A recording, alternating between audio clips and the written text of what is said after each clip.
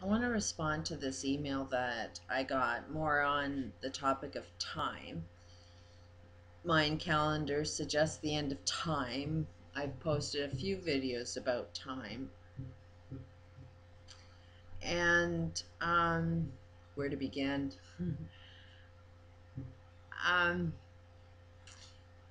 it is kind of insane. That's why it's kind of a mental illness to have a multiple personality and go into your past and get information there. Time traveling is, I mean, when we understand time, it's like you're not going to participate in time traveling because there is no such thing as time. So there is no traveling within time because time doesn't exist. Um, I've watched somebody else's video today on you can't change the past, just like you can't control the future. And yeah, the past is just a memory, and a memory is just a story, and a story is something you can definitely change. It's just something you believe in, and you just have to choose to believe in a different story. And then all of a sudden, the past is completely different by telling just a completely different story. And that's what past and future is knowing where you are right in your now. Um, I should take a look at some of the points you made in this email. Um, Linear thinking is another topic that I wanted to discuss. That I had this all at once knowing, and it hit me really, really powerful. And David Icke sort of talks about something similar, that you get this massive, okay, you know everything. And then the problem is how do you talk about it? Because it's almost like getting every university course hit you all at once. So it's university level information. And, it takes what, sometimes 7, 12 years to go through one course, but you've just taken every one of those courses and in a flash. It's like getting total information slammed at you really fast all at once is nonlinear. And then the problem is that we live in a linear world. So how do you go about explaining it? Because we communicate now with one word after another word after another word after another word. So to describe everything, it's like, okay, where do you even begin? But if I've had that experience, David Icke talks about something similar to that. I think that's what's going to happen to a majority of people on the planet is we will get this complete wave of a nonlinear, all-knowing information. This is something I don't think the elites can stop. It is what we're capable of experiencing. And when you get on that, you can tell what everybody else is thinking. This telepathy thing is so friggin' easy because um, what happens is you get extremely sensitive. And when you get sensitive, um, it's like you make a facial expression when you're scared. The more sensitive you are, the more um, facial changes you'll have in your face, and you start to become aware of every line on your face actually has a meaning behind it. There is a show on Lie to Me that it kind of introduces that concept, but it's basically body language. That if you can read somebody's body language and you can use your intuition and read vibrations, communicate with an information field. I mean, there's so many different levels of science that are proven that once you have access to it or know that it's there or have the experience of using it, um, the way you interact with the world is completely different. So where we're headed towards is like where our capabilities is amazing. The problem, like I said, is you can have all this information, but where do you begin to even communicate with it? Because while you can tell um, what's going on in a room, while you can read other people, everybody's still living in this secret. Everybody's got their own masks that they put on, and nobody really knows their own truth yet. So they may talk about their own truth, but they're not aware that they talk about their own truth. Um, so if you know something or you can read something in a room and you end up voicing that out loud, there'll be a disagreement because they don't want to hear about it. That is where I find is my biggest frustration. That's where I started this whole YouTube channel, because it was a matter of me seeing I needed to improve my communication skills. That I know it comes across extremely insulting when you throw information at people that they are saying, because we don't see that we talk about our solutions all the time. Every time you make a complaint, um,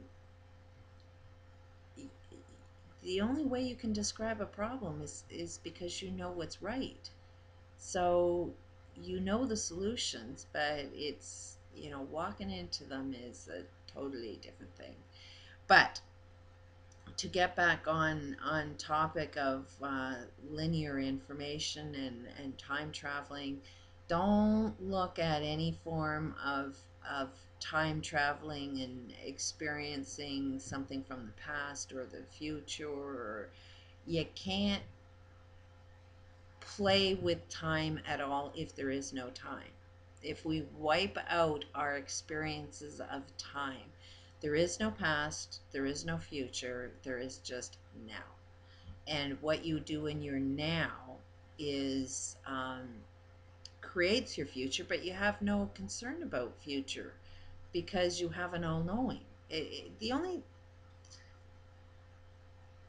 time you're concerned with future is, I mean, kind of take a look at yourself. I won't even go there too often, but look at when you notice what the future is for you. When do you tend to think about the future? Um, for me, I look at the future as to what I'm going to be doing in it. And so it helps sets up goals. It helps fill my current now, because it's something that I choose to experience in my future. But if we start getting really good at this law of attraction, I mean, that is what goes away, is that time frame from the creation of a problem to the recognition of the problem to the solution of the problem. All of that information takes time. So with an all-knowing, you know what the outcome is as soon as you get the idea. You know the cause and effect it has. You know everything all at once. You know your future. You know the past. You know everything all at once. It's the wildest friggin' thing to try and understand. But the best thing I can say is, if you want to try and understand what life is without time, don't start imagining what it's like to go into the future or go into the past, because then you're playing with time and there is no time. There's only now. So try and go in that direction. Linear is a feeling of all knowing. It's like, try and imagine yourself trying to create something that you have absolutely no doubt you're going to get.